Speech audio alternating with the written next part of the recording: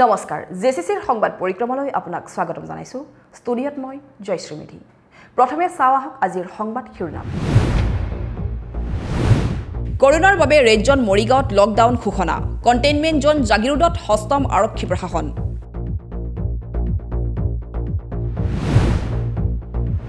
সোণাপুৰত গ্ৰেপ্তাৰ 2 ড্ৰাগছ সৰবৰাহকাৰী যুৱক জব্দ নিষিদ্ধ ড্ৰাগছ চিৰিঞ্জ আৰু নগদ ধন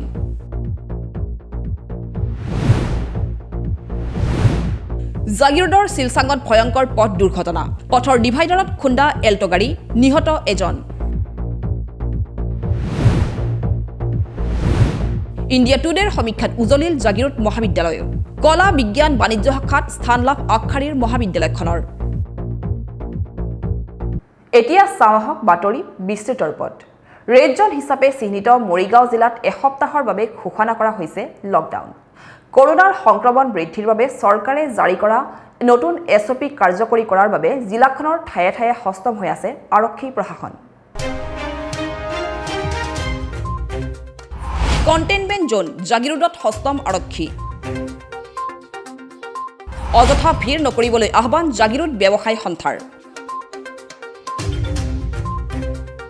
কোভিড-19ৰ সংক্ৰমণ বৃদ্ধিৰ প্ৰতি লক্ষ্য ৰাখি ৰেড জোন হিচাপে ঘোষিত মৰিগাঁও জিলাত এসপ্তাহৰ বাবে ঘোষণা কৰা হৈছে লকডাউন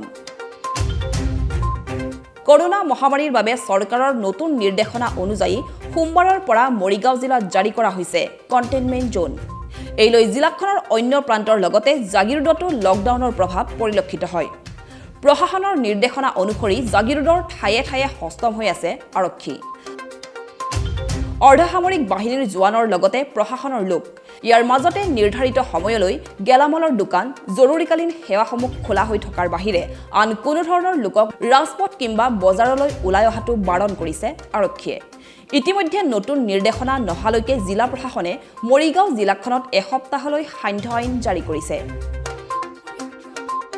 ৰাতিপুৱাৰ পৰা পৰিস্থিতি মানে কিছুমান গাঁৱৰ মানুহ আহিছে তেখেতে নাজানে আৰু তেখেতসকলক মানে অহাত আমি কথাবিলাক বুজাই দিছোঁ যে এতিয়া ঘূৰি পকি ফুৰিব নোৱাৰিব আৰু বেমাৰ বিধি কথাবিলাক সকলো গম পাইছে আৰু তেখেতসকলক ধুনীয়াকৈ বুজাই বহাই আমি পঠাই দিছোঁ তেওঁলোক গুচি গৈছে আৰু কিছুমান মানুহ আহিছে মেডিকেলত বোলে বেজি দিব আমি তাৰ কাৰণে আহিছোঁ আৰু কিছুমান মানুহ ধৰি লওক অফিচলৈ অহা যোৱা কৰিছে তেখেতসকলক আমি সোধা পোছা কৰোঁতে গম পাইছোঁ কৈ তেখেতসকলক পঠাই দিছোঁ আৰু বৰ্তমান এতিয়ালৈকে আমাৰ ইয়াত চিটুৱেশ্যন নৰ্মেলেই আছে কোনো অসুবিধাত পৰা নাই আৰু মানুহক বুজাই দিয়াত মানুহবিলাক নিজে নিজে বুজি খাইছে আৰু ঘৰলৈ গুচি গৈছে লগতে জিলাখনৰ কোনো লোকে যাতে কোভিড প্ৰট'কল কিংবা সান্ধ্য আইনৰ নীতি নিয়ম ভংগ নকৰে তাৰ বাবে আহ্বান জনাই আৰক্ষী প্ৰশাসনৰ লোকে পথসমূহত মাইক জোকে ঘোষণা কৰি সকলোকে সতৰ্ক কৰি দিয়া পৰিলক্ষিত হৈছে বৰ্তমান কোভিড-19ৰ ভয়াৱহতাৰ প্ৰতি লক্ষ্য ৰাখি যিহেতু আজি ৰাতিপুৱা 5 বজাৰ পৰা মৰিগাঁও জিলাখন কণ্টেইনমেণ্ট জোন হিচাপে ঘোষণা কৰিছে গতিকে আজি আমাৰ জাগিৰোড থানাৰ পৰা আমি বহুত কঠোৰ হৈ পৰিছোঁ আৰু ইয়াত দেখা গৈছে যে ৰাতিপুৱাৰ পৰা বহুত মানুহে ওলাই আহিছে আৰু তেওঁলোকক সুধিলে কয় যে গেলামাল ল'ব আহিছোঁ ফাৰ্মাচীত আহিছোঁ গতিকে যিমানখিনি পাৰোঁ আমি বুজাব চেষ্টা কৰি আছোঁ আৰু বহুত মানুহে বুজিও পাইছে কোভিড-19ৰ এছঅপিটো চৰকাৰৰ ফালৰ পৰা জাৰি কৰিছে আপোনালোকে সকলোৱে যাতে এইখিনি ফ'ল' কৰে আৰু যদি এইখিনি ফ'ল' নকৰে পুলিচ প্ৰশাসন ইয়াতকৈ আৰু কঠোৰ হ'বৰ বাবে বাধ্য হ'ব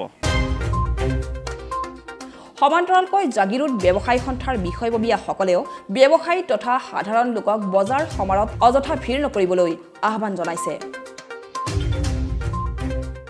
আজি আমি জাগিৰোড ব্যৱসায়ী সন্থাৰ ফালৰ পৰা চৰকাৰ প্ৰশাসনৰ যিটো মৰিগাঁও জিলা প্ৰশাসনে যিটো এছঅপি নিয়ম বান্ধি দিছে সেই নিয়মৰ কাৰণে আমি আপোনালোকক মানে ব্যৱসায়ীসকলক সতৰ্ক কৰিব আহিছোঁ যাতে কোনো নিয়ম নীতিখিনি ভংগ নকৰে যি এছঅপি বান্ধি দিছে সেইটো আমাৰ ভালৰ কাৰণে দিছে এতিয়া ধৰক এসপ্তাহৰ কাৰণে দিছে আমি যদি এই নিয়মখিনি মানিছিলোঁ এতিয়া ৰেড জোনত আছোঁ হয়তো এসপ্তাহ পিছত আমি গ্ৰীণ জোন হ'লে আমি নৰ্মেলভাৱে ঘূৰা ফুৰা কৰিব পাৰিম দোকান চব খুলিব পাৰিব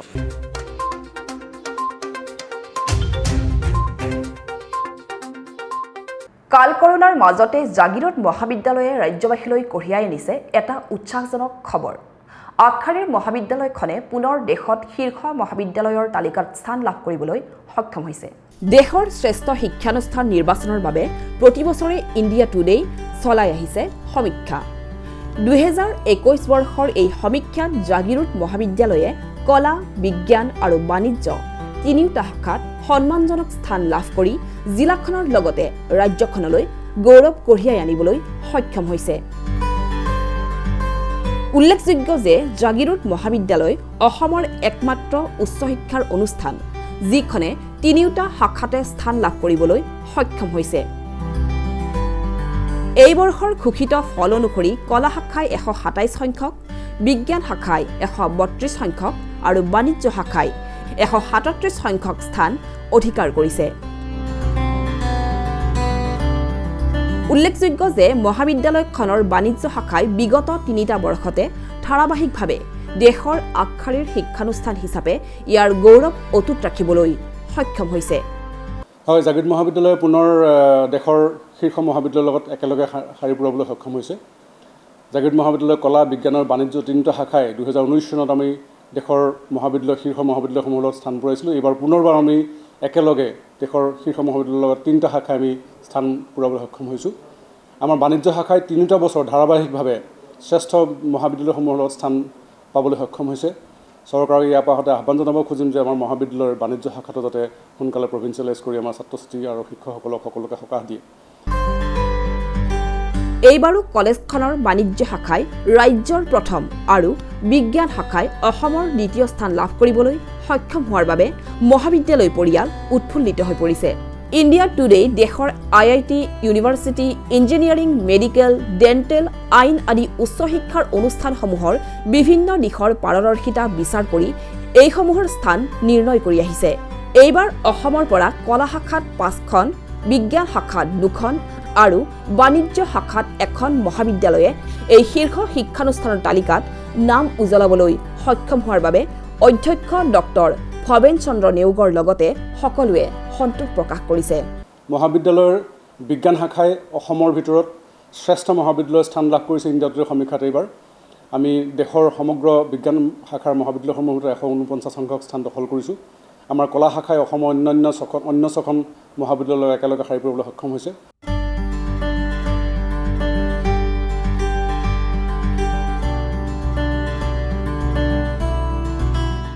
সোণাপুৰত নিষিদ্ধ ড্ৰাগছসহ 2 সৰবৰাহকাৰী যুৱকক আটক কৰিছে আৰক্ষীয়ে। আৰক্ষীক দেখি পলাবলৈ চেষ্টা কৰা যুৱকদ্বয়ৰ পৰা বুজন পৰিমাণৰ ড্ৰাগছ, চিৰিঞ্জ আৰু নগদ ধন জব্দ কৰে। সোণাপুৰত ড্ৰাগছসহ 2 যুৱকক গ্ৰেপ্তাৰ। পলাবলৈ বিচৰা ড্ৰাগছ সৰবৰাহকাৰীক খেদি খেদি ধৰিলে আৰক্ষীয়ে। ড্ৰাগছৰ কৰাল গ্ৰাসৰ পৰা ৰাজ্যক উদ্ধাৰ কৰিবলৈ অসম আৰক্ষীয়ে দেখুৱাইছে ব্যাপক তৎপৰতা। মঙলবাৰে সোণাপুৰত ড্ৰাগছসহ 2 যুৱকক আটক কৰিবলৈ সক্ষম হয় আৰক্ষী। সোণাপুৰৰ ভাৰতীয় ষ্টেট বেংকৰ সন্মুখত আৰক্ষীয়ে চলোৱা অভিযানত জব্দ কৰা হয় ড্ৰাগছৰ কণ্টেইনাৰ, চিৰিঞ্জসহ নগদ ধন। আৰক্ষীয়ে আটক কৰে নংপুৰৰ ৰেম্বো, সিং টিংচং আৰু স্থানীয় জ্যোতিনগৰৰ অভিজিত দাস নামৰ 2 যুৱকক। উল্লেখ্য যে AS01 EM 0114 নম্বৰৰ য়ামাহা বাইকত আহি থকা যুৱকদ্বয়ে আৰক্ষীৰ তালাচী দেখিয়েই দৌৰি পলাবলৈ চেষ্টা কৰে যদিও আৰক্ষীয়ে খেদি খেদি ধৰিবলৈ সক্ষম হয় এই 2 যুৱকক।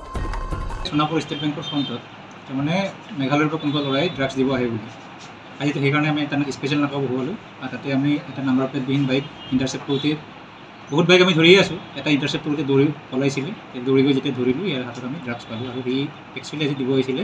তাৰ নাম হ'ল ৰেম্বো সিং, ই নংপুৰ, আৰু সি ড্ৰাগছটো দিব আহিছিলে আমাৰ সোণাপুৰ জ্যোতিনগৰৰ অভিজিত দাস, তাক দিব আহিছিলে।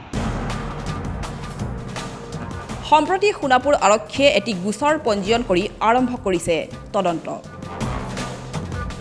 সেইটো ছাছপেক্টেড ব্ৰাউন চুগাৰ 1 পেকেট পাইছোঁ আৰু কেছ ৰিকভাৰ কৰিছোঁ 5,950 rupees আৰু ATM কাৰ্ড পাইছোঁ, বাকী ইনকাম টেক্সৰ এইবিলাক আৰু ডকুমেণ্টছ, লিগেল ডকুমেণ্টছ এটা কৰিয়ে থাকে নেকি বা আগতে? অভিজিত দাসটোতো আগতে সি এৰেষ্ট হৈছে, আগতে সি ড্ৰাগছ কেছত নাছিলে কিন্তু বেলেগ কেছত এৰেষ্ট হৈছিল। ইয়াক দিব আহিছিলে মানে? ইয়াক দিব আহিছিল। লিগেল প্ৰচিডিউৰ চলি আছে, বাকী চাৰ্জ হ'ব। কলং নৈত সন্ধানহীন হোৱা বহাৰ পৰেশ চক্ৰৱৰ্তী নামৰ লোকজনৰ মৃতদেহ মঙলবাৰে উদ্ধাৰ হয়। গা ধুবলৈ গৈ মৃত্যুক আঁকোৱালি লোৱা চক্ৰৱৰ্তী আছিল বহাবৰজাৰী গাঁও পঞ্চায়তৰ প্ৰাক্তন সভাপতি। জাগিৰোডৰ বহাত কলং নৈত গা ধুবলৈ গৈ সোমবাৰে পুৱা সন্ধানহীন হৈছিল এজন বৃদ্ধ লোক। বহাৰ গণেশ মন্দিৰৰ সমীপত নৈখনত গা ধুবলৈ গৈ সন্ধানহীন হোৱা স্থানীয় লোকজন আছিল ৮৩ বছৰীয়া পৰেশ চক্ৰৱৰ্তী। নৈৰ ঘাটত লোকজনৰ কাপোৰ কানি আদি প্ৰত্যক্ষ কৰি কোনো সংসূত্ৰ নোপোৱাত স্থানীয় লোকে মায়ং থানাৰ আৰক্ষীক খবৰ দিয়ে। SDRF আৰু মায়ং আৰক্ষীয়ে যুটীয়াভাৱে চলাই উদ্ধাৰ অভিযান। নৈৰ কোবাল সোঁতত লোকজন উটি যোৱাৰ সন্দেহ কৰি এই অভিযান চলায়। বহাবৰজাৰীৰ গাঁও পঞ্চায়তৰ প্ৰাক্তন সভাপতি পৰেশ চক্ৰৱৰ্তী ডাঙৰীয়া, তেখেতে মানে আজি পুৱা 7 বজামানত উঠি আহি আমাৰ গণেশ মন্দিৰৰ তলেৰে এটা ঘাট আছে, তাতে তেখেতে কাপোৰ কানি সলাই গা ধুবলৈ গৈছিল সম্ভৱ। গা ধুবলৈ যাওঁতে কাপোৰ কানি তাতে থৈছে আৰু কিবা অলপমান বস্তু এনেকৈ থৈ কিনে মানুহটো তাৰ পৰা নিৰুদ্দেশ হৈছে। পিছত এনেকৈ খবৰ বাতৰি কৰি মানে আমাৰ ৰাইজে ভাবিলে আৰু নদীৰ পানীতে উটি যোৱা বুলি ভাবি কিনে মায়ং থানাত সংযোগ স্থাপন কৰিলে। মায়ং থানাৰ পুলিচ আহিলে, SDRFৰ জোৱানসকল আহিলে। পাছত অৱশ্যে লোকজনৰ দেহ মঙলবাৰে উদ্ধাৰ হয়। উল্লেখযোগ্য যে কলং নৈত সন্ধানহীন পৰেশ চক্ৰৱৰ্তী আছিল বহাবৰজাৰী গাঁও পঞ্চায়তৰ প্ৰাক্তন সভাপতি। লাহৰীঘাটৰ বালিডুংগাত শিশু ধৰ্ষণকাৰীক ফাঁচীৰ দাবীত উত্তাল প্ৰতিবাদ। স্থানীয় সহস্ৰাধিক লোকে এই প্ৰতিবাদ সাব্যস্ত কৰি শিশু হত্যাৰ ন্যায় দাবী কৰিছে।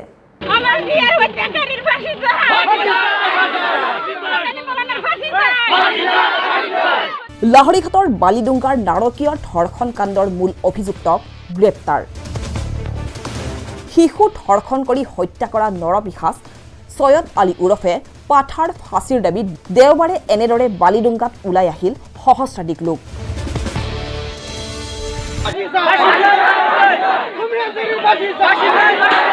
মৃত কন্যা শিশুটিৰ মাতৃক লৈ এনেদৰে শিশু হত্যাকাৰীৰ ফাঁচীৰ দাবীত দেওবাৰে তীব্ৰ প্ৰতিবাদ সাব্যস্ত কৰে। এইদৰে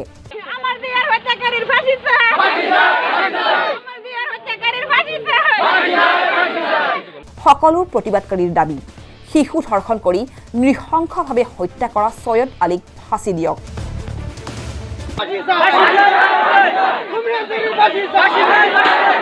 উল্লেখযোগ্য যে যোৱা 20 জুনৰ দিনা দিন দুপৰতে বালিডুংগাৰ এটি 9 বছৰীয়া কন্যা শিশুক ধৰ্ষণ কৰি নৃশংসভাৱে হত্যা কৰি মৃতদেহ পেলাই থৈছিল মৰাপাট খেতিৰ মাজত।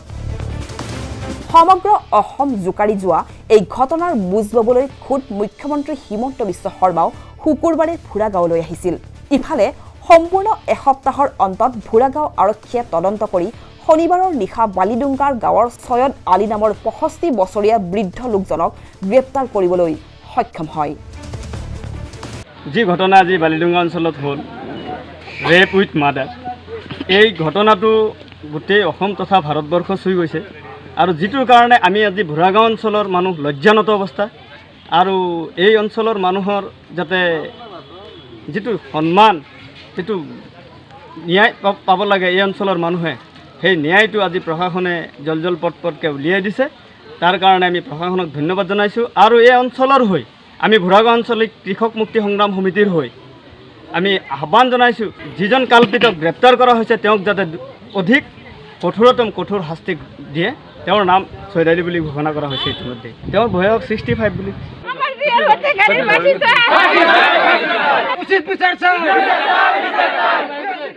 54 মাহে দৰমহাৰ পৰা বঞ্চিত কাগজ কলৰ আৰু এজন কৰ্মচাৰীৰ মৃত্যু। বিনা বেতন আৰু বিনা চিকিৎসাই মৃত্যুবৰণ কৰা কৰ্মচাৰীজন হৈছে নগাঁও কাগজ কলৰ অৰূপ বুঢ়াগোহাঁই। এই পৰ্যন্ত নগাঁও আৰু কাছাৰ কাগজ কলত মৃত্যু হোৱা শ্ৰমিক কৰ্মচাৰীৰ সংখ্যা হৈছেগৈ 91 জন। 54 মাহৰ দৰমহা অবিহনে আৰু এজন কৰ্মচাৰীৰ মৃত্যু হ'ল নগাঁও কাগজ কলৰ। শনিবাৰে 59 বছৰ বয়সত হৃদৰোগত আক্ৰান্ত হৈ মৃত্যু হয় নগাঁও কাগজ কলৰ কৰ্মচাৰী অৰূপ বৰগোহাঁইৰ।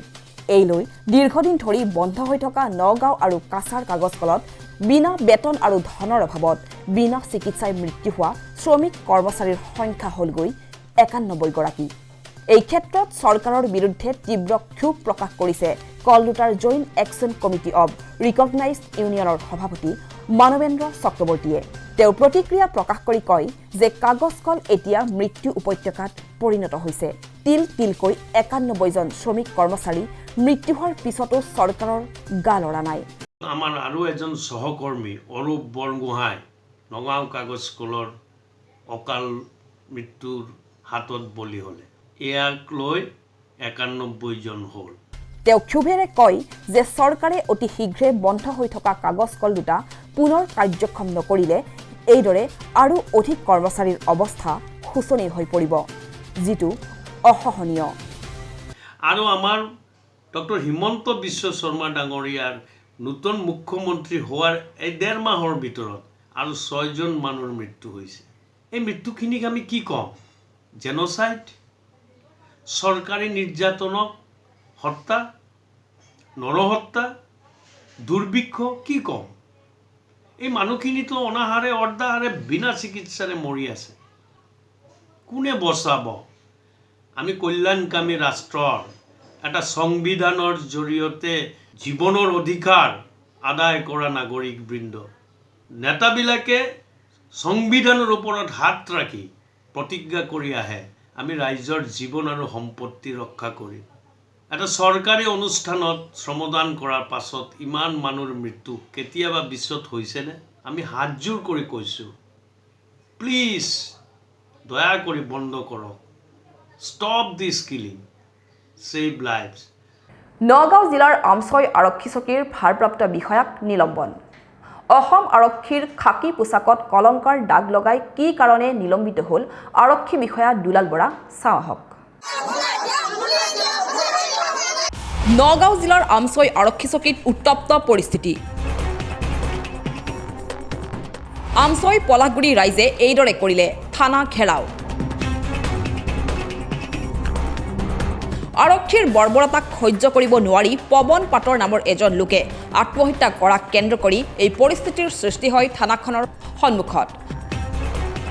উল্লেখযোগ্য যে পৱন পাটৰ নামৰ 60 বছৰীয়া এজন বৃদ্ধই আৰক্ষীয়ে কৰা ধন দাবী আৰু শাৰীৰিক আতিশয্য সহ্য কৰিব নোৱাৰি 22 জুনত কৰিছিল আত্মহত্যা।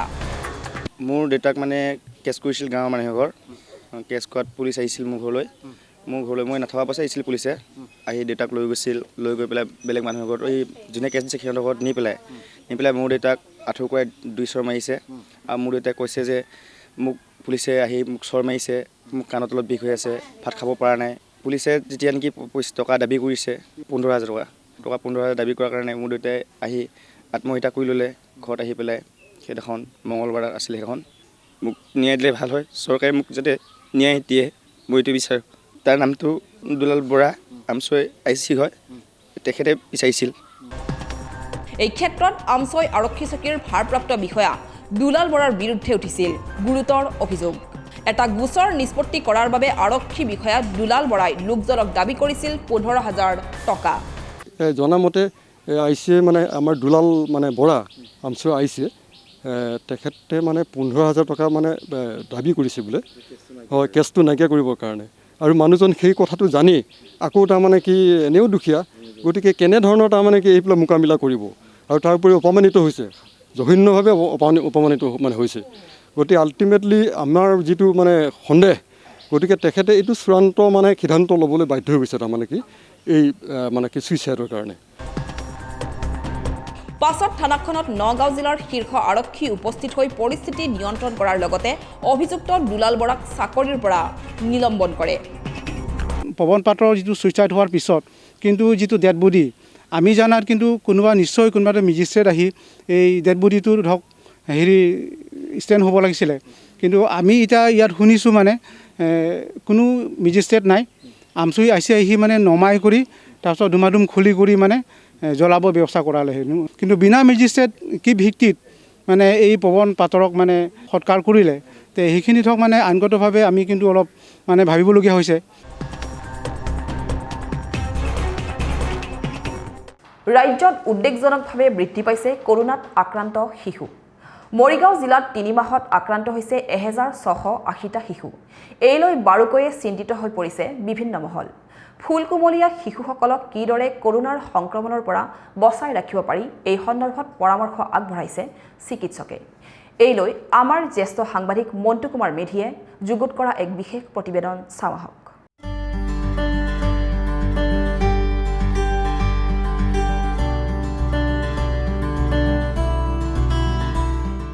শেহতীয়াকৈ দেখা গৈছে যে কোভিড মহামাৰীয়ে শিশুসকলকো আক্ৰান্ত কৰিছে। ইতিমধ্যেই অসমৰ কেইবাখনো জিলাত যথেষ্ট সংখ্যক শিশু আক্ৰান্ত হৈছে। কৰোনা মহামাৰীৰ এই ভয়াৱহ সময়ছোৱাত এই শিশুসকলক আমি কেনেদৰে এই কৰোনা মহামাৰীৰ পৰা বচাই ৰাখিব পাৰিম বা তেওঁলোকৰ দেহলৈ যাতে এই কৰোনা সংক্ৰমণটো সম্প্ৰসাৰিত নহয়, আমি কেনেধৰণৰ ব্যৱস্থা গ্ৰহণ কৰিম, এই সন্দৰ্ভত আমি বিশেষজ্ঞ ডক্টৰ ৰবাৰ্ট বৰদলৈ আমাৰ লগত আছে। তেওঁৰ পৰা আমি জানিব বিচাৰিম যে আমি এই ব্যৱস্থাটোৰ পৰা কেনেদৰে শিশুসকলক আমি বচাই ৰখাৰ বাবে কি কি ব্যৱস্থা গ্ৰহণ কৰাৰ উপায় আছে। ছাৰ, কি ক'ব এই সন্দৰ্ভত? সেই শিশুসকল শেহতীয়াকৈ এই কৰোনাত আক্ৰান্ত হৈছে। ইয়াৰ কাৰণে চৰকাৰে যথেষ্টখিনি মানে SOP জাৰি কৰিছে। ষ্টেণ্ডাৰ্ড যিটো ডাঙৰেই হওক বা সৰুৱেই হওক চবৰ কাৰণে একেই ষ্টেণ্ডাৰ্ড প্ৰট'কলটো। প্ৰথম কথা হৈছে ঘৰৰ পৰা বাহিৰত ওলাব নালাগে। যদি বিশেষ ইমাৰ্জেঞ্চি কাম নাথাকে ঘৰৰ পৰা নোলোৱাটোৱেই ভাল। হাত চেনিটাইজ কৰি থাকিব লাগে, হয় চাবোনেৰে ধুৱক, বাৰে বাৰে ধুই থাকিব লাগে। চেনিটাইজাৰ ব্যৱহাৰ কৰিব পাৰে। আৰু মেইন কথা হৈছে আপোনাৰ মাস্ক ব্যৱহাৰ কৰিব লাগিব। ঘৰৰ বাহিৰত ওলোৱা মানেই আপুনি মাস্ক পিন্ধিবই লাগিব। আৰু বিশেষকৈ এতিয়া যিহেতু কৰোনা মহামাৰী খুব বেছিকৈ মানে হ'ব ধৰিছে বৰ্তমান সময়ত, তো সেইকাৰণে ডাবল মাস্ক ব্যৱহাৰ কৰাটো খুবেই দৰকাৰ। কাৰণ এখন মাস্কৰে দেখা গৈছে যে মানে আপোনাৰ প্ৰটেকশ্যনটো পূৰা নিদিয়েগৈ, তো সেইকাৰণে পৰাপক্ষত দুখন মাস্ক ব্যৱহাৰ কৰাটো খুবেই ভাল। আৰু সৰু ল'ৰা ছোৱালীৰ ক্ষেত্ৰত কৰোনাৰ লক্ষণসমূহ খুব কমেই দেখা পোৱা যায়। বেছিভাগ 90%ৰ ওপৰৰ এচিমটমেটিকে থাকে।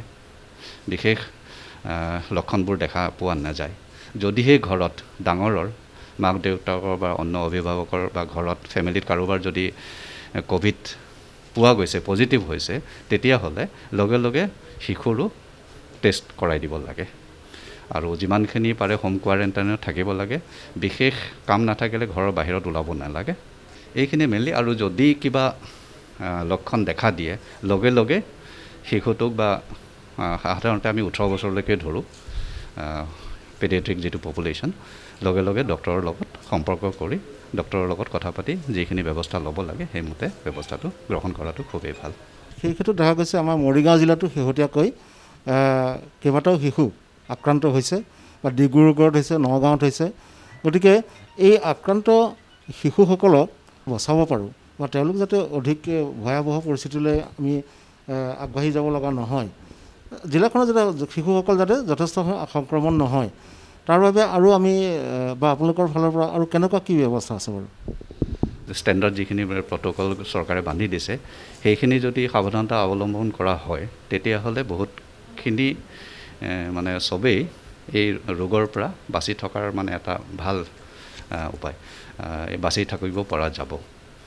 আৰু সৰু ল'ৰা ছোৱালীৰ ক্ষেত্ৰত বিশেষকৈ সৰু ল'ৰা ছোৱালী বুলিয়ে নহয় ডাঙৰৰ ক্ষেত্ৰতো নিউট্ৰিশ্যনটো খুবেই দৰকাৰ। ভাল খোৱা বোৱাটো ঠিকেই ৰাখিব লাগিব, নিউট্ৰিশ্যনটো ঠিকেই ৰাখিব লাগিব, এক্টিভিটিছবোৰ অলপ ঠিকেই ৰাখিব লাগিব, যাতে অলপ ঘৰৰ ভিতৰতে যদি 4 সীমাৰ ভিতৰত অলপ খেলা ধূলাৰ জেগা আছে, সৰু ল'ৰা ছোৱালীক অলপ বাহিৰত ওলাই খেলিব দিব লাগে। ফিজিকেল এক্টিভিটিছবোৰ ঠিকেই ৰাখিব লাগিব। ঘৰৰ অন্য ডাঙৰ যিকেইজন ভেকচিন পোৱাৰ যিখিনি 18 বছৰ ওপৰৰ যিখিনি চৰকাৰে এতিয়া ভেকচিনৰ ব্যৱস্থা কৰি দিছে, ভেকচিনখিনি যাতে ডাঙৰে সময়মতে লয়, সেইটো এটা খুবেই দৰকাৰী বস্তু। কাৰণ এতিয়া যিহেতু শিশুৰ কাৰণে ভেকচিন এতিয়াও চৰকাৰে অ'পেন কৰি দিয়া নাই, তো সেইকাৰণে পৰাপক্ষত ডাঙৰে ভেকচিনটো লোৱাটো খুবেই ভাল। খুবেই ভাল মানে কি আপোনাৰ ল'বই লাগে, সেইটো আৰু মিছ কৰিব নালাগে ভেকচিনটো। ধন্যবাদ জনাইছোঁ ডাক্তৰ ৰবাৰ্ট বৰদলৈ ডাঙৰীয়াক।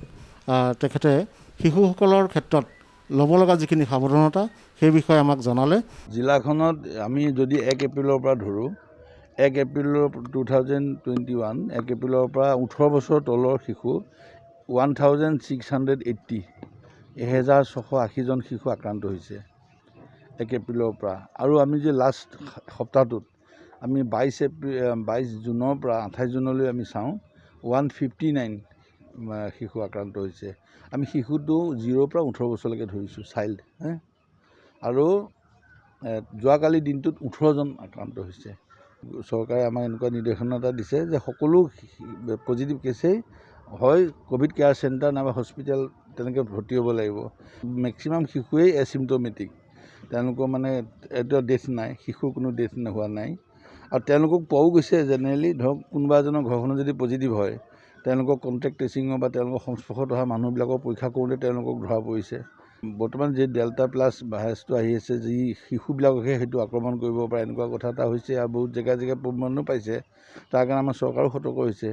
এতিয়া চাওঁ আহক সংক্ষিপ্ত ৰূপত কেইটামান বাতৰি।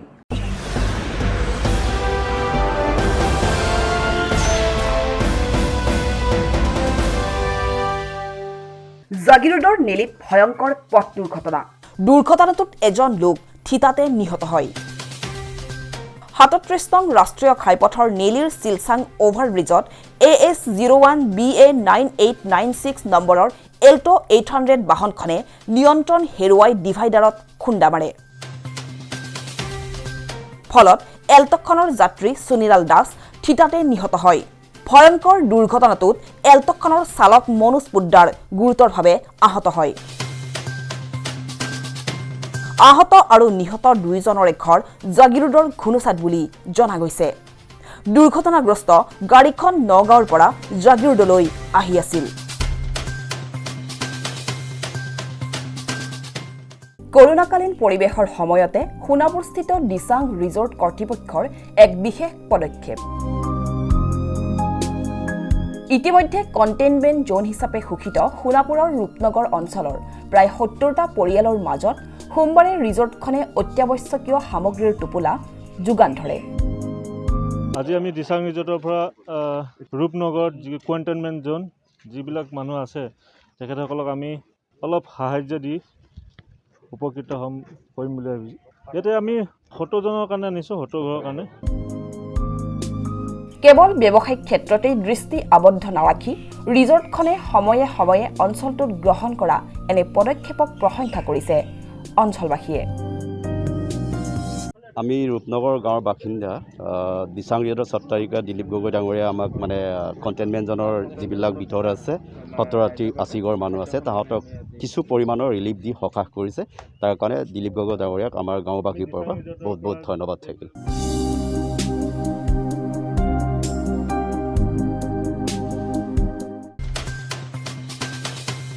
অসম চৰকাৰৰ স্বাস্থ্য বিভাগৰ প্ৰধান সচিব তথা মৰিগাঁও জিলাৰ অভিভাৱক সচিব হিচাপে নিয়োজিত অনুৰাগ গোৱেলে মঙলবাৰে মৰিগাঁও জিলাত উপস্থিত হৈ মৰিগাঁও অসামৰিক চিকিৎসালয় পৰিদৰ্শন কৰে। তেওঁ নিৰ্মীয়মান ICU ward, Morigaon medical college হাস্পতাল নিৰ্মাণৰ বাবে প্ৰয়োজনীয় ভূমি পৰিদৰ্শন কৰে। আজি মই ইয়াত অভিভাৱক ছেক্ৰেটাৰী হিচাপেও আৰু স্বাস্থ্য বিভাগৰ প্ৰধান সচিব হিচাপেও আজি ইয়াত আহিছোঁ। মোৰ লগত আমাৰ director medical education doctor Barman আৰু লগতে আমাৰ এডিশ্যনেল DME আৰু EDNHM ডক্টৰ মনোজ চৌধুৰী আছে, DC বাজু আপুনি চিনিয়ে পায়। আমি আজি ইয়াত দুটামান বস্তু চালোঁ। একটা হ'ল কি আমি 3খনমান জেগা আজি মেডিকেল কলেজ কাৰণে মাটি পৰিদৰ্শন কৰিলোঁ। আমি চালোঁ বস্তুটো ক'ত কেনেকুৱা মাটি আছে, কি পৰিমাণৰ মাটি আছে, আমাৰ চিভিল হস্পিটেলৰ পৰা কিমান দূৰলৈ আছে। অসমত অধিক হাৰত শিশু কোভিডত আক্ৰান্ত হোৱা সন্দৰ্ভতো মন্তব্য কৰে শীৰ্ষ বিষয়াজনে। তেওঁ জনোৱা মতে অসমত কোভিডত শিশু আক্ৰান্তৰ হাৰ হৈছে 12%। মানে যদি আপুনি অভাৰঅল চাবলৈ যায়, মই অসমৰ যে ডেটা যাব কৈছোঁ, সি 12% শিশু সংক্ৰমিত হৈছে আউট অফ টোটেল পজিটিভ। মানে যদি অসমত 100 জন মানুহ পজিটিভ ওলাইছে তাৰ পৰা 12 জন শিশু সংক্ৰমণ হৈছে।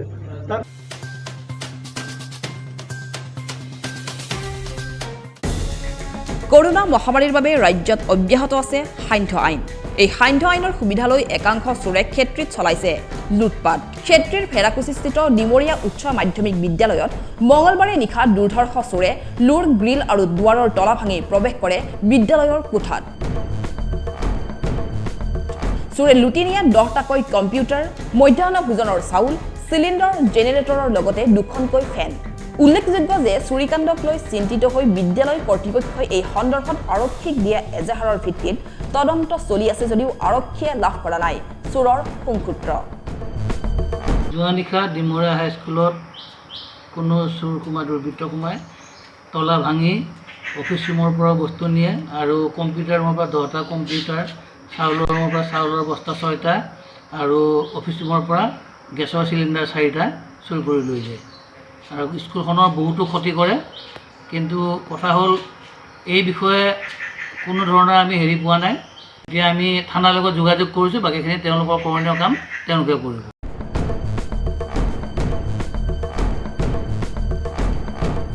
মৰিগাঁও জিলা প্ৰশাসন আৰু জিলা স্বাস্থ্য আৰু পৰিয়াল কল্যাণ বিভাগৰ উদ্যোগত মৰিগাঁও কনকলতা প্ৰাথমিক বিদ্যালয়ত বুধবাৰে মুকলি কৰা হ'ল PCV কেন্দ্ৰ। জন্মৰ 1.5 মাহৰ পৰা 9 মাহলৈ সকলো শিশুকে বুধবাৰৰ পৰা প্ৰদান কৰা হ'ব এই ভেকচিন। বিশেষকৈ জন্মৰ পিছতে শিশুসকল নিমনিয়া ৰোগত আক্ৰান্ত হৈ বহু শিশু মৃত্যুমুখত পৰে আৰু সেই ৰোগৰ পৰা শিশুসকলক ৰক্ষা কৰিবৰ বাবে সমগ্ৰ অসমতে এই টিকাকৰণ ব্যৱস্থা কৰা হৈছে। মৰিগাঁৱত এই টিকাকৰণ কেন্দ্ৰ আনুষ্ঠানিকভাৱে মুকলি কৰে মৰিগাঁৱৰ বিধায়ক ৰমাকান্ত দেউৰীয়ে। ইয়াত উপস্থিত থাকে উপায়ুক্ত সীমাৰেখা ভূঞাৰ লগতে মৰিগাঁও জিলাৰ স্বাস্থ্য বিভাগৰ বিষয়াসকল। যে 1.5 মহীয়া আৰু 3.5 মহীয়া আৰু 9 মহীয়া কাৰণে যিটো টিকাকৰণ ব্যৱস্থা গ্ৰহণ কৰিছে ভাৰত চৰকাৰ আৰু অসমৰ মাননীয় মুখ্যমন্ত্ৰী মহোদয় ডক্টৰ হিমন্ত বিশ্ব শৰ্মাৰ নেতৃত্বত আজি গোটেই অসমত এই শিশুসকলৰ যিটো টিকাকৰণ ব্যৱস্থা গ্ৰহণ কৰিছে তাৰ কাৰণে আমি মৰিগাঁও সমষ্টি মৰিগাঁও জিলাসমূহৰ ৰাইজে ধন্যবাদ জনাইছোঁ। আৰু এনেধৰণৰ শিশুসকলক বিভিন্ন বেমাৰৰ পৰা মুক্ত কৰাৰ কাৰণে যি ব্যৱস্থা গ্ৰহণ কৰিছে সেইটো সকলো কাৰণে এটা ভাল হ'ব। এটা বিভিন্ন সময়ত শিশুসকল বিভিন্ন বেমাৰত পৰি মৃত্যুমুখত পৰিবলগীয়া হয়। তাৰ কাৰণে আজি মৰিগাঁও প্ৰশাসনৰ উদ্যোগত আজি এই টিকাকৰণৰ ব্যৱস্থাটো শিশুসকলৰ টিকাকৰণৰ ব্যৱস্থাটো সুবৰ্ধিন কৰিবৰ কাৰণে মই আমন্ত্ৰণ জনাইছিল।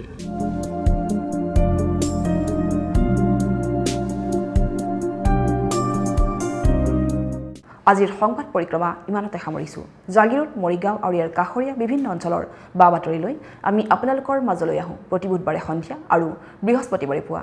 গতিকে চাবলৈ নাপাহৰিব আপোনালোকৰ প্ৰিয় অনুষ্ঠান JCCৰ সংবাদ পৰিক্ৰমা। ধন্যবাদ।